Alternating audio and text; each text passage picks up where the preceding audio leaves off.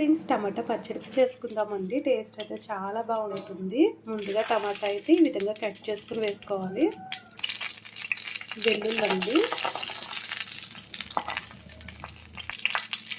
వెల్లుల్లి టమాటా బాగా వేసుకోవాలండి.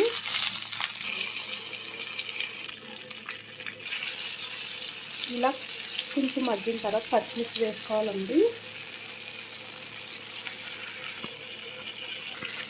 కరివేపాకు, రుచికి సరిపడినంత సాల్ట్, కొత్తిమీర అంతా కలిపి వేసుకుందామండి.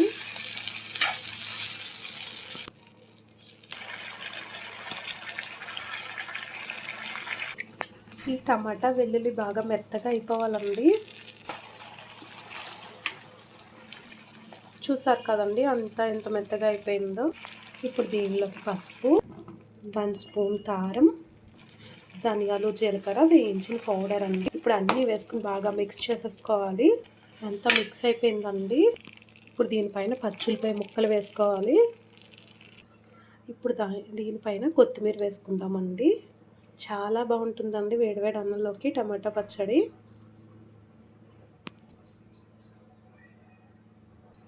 ఎంతో టేస్ట్ అండ్ టమాటా పచ్చడి రెడీ అయిపోయింది కదండి. సింపుల్ ప్రాసెస్లో టేస్టీగా చేసేసుకున్నాం కదా. ఈ రెసిపీ మీకు నచ్చినట్లయితే తప్పకుండా ఒక లైక్ చేయండి.